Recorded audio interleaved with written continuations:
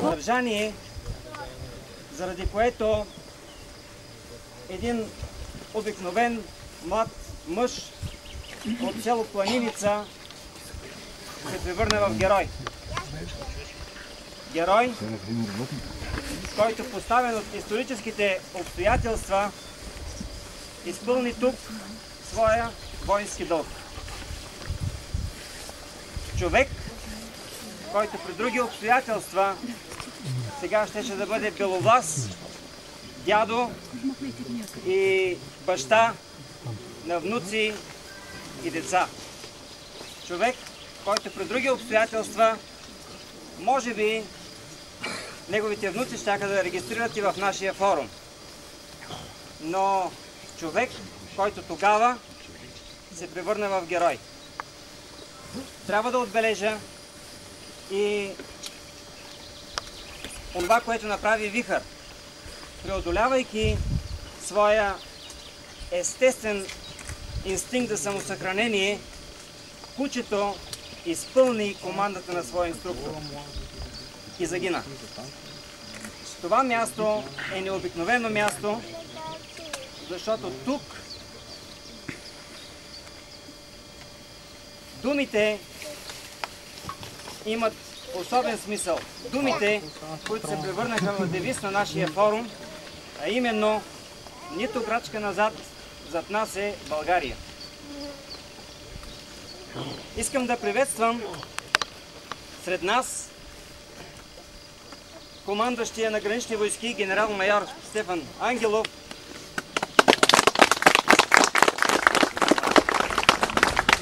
многото щабни офицери от гранични войски, командири и офицери от отряди по южната ни граница, комисар Тодор Георгиев, директор на РДКП град Смолян, кметовете на село Кръщен, Црънча и Ваклиново,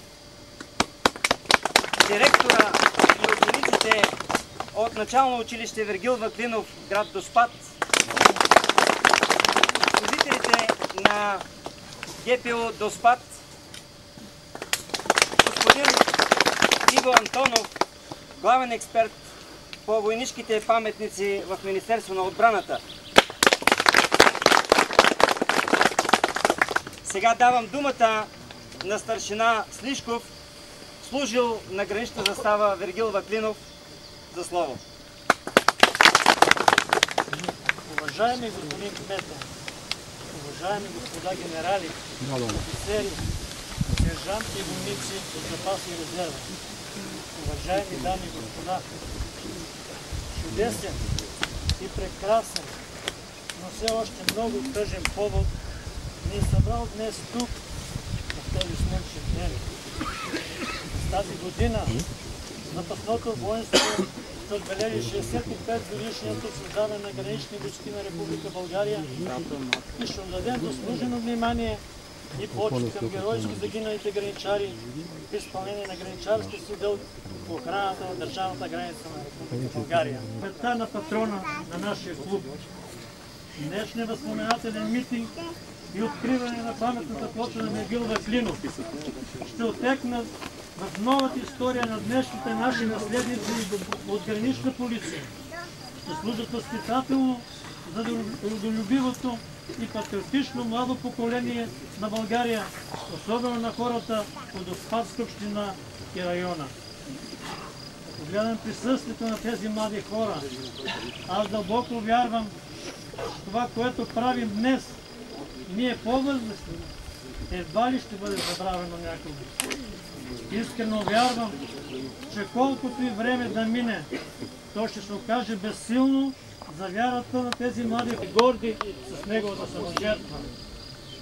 Каквото изречем за подвига на Вергил Ваклинов, все ще има нещо недоизказано. Но аз смятам, че поета Милан Бонев в стихотворението, посветено на Маклинов и кучето Вихър, е казал всички на прибичен, с пола свеж на горските цвя, посоя само някъде далече, гласът на старата река е пял.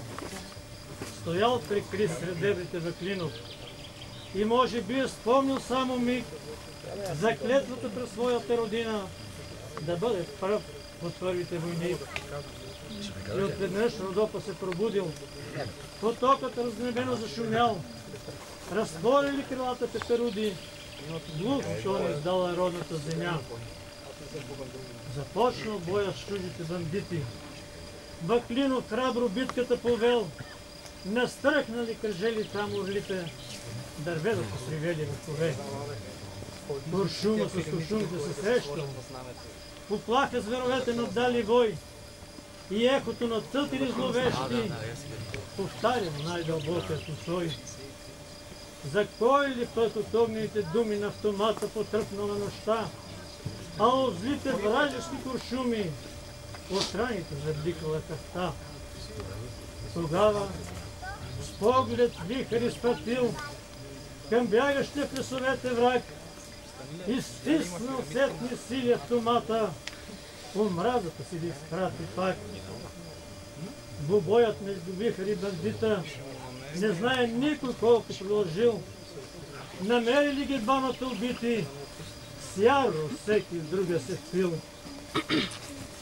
И днес тече до спад дерепенливо, и щом в усоите припадне мрак, пристигат от двама мълчаливо, и после скрити в лесовете пак вървят през бури Вихър и Маклинов, окъпани от хладните мъгли, а с тях наряд по върховете сини, на пост стоят граничните орли.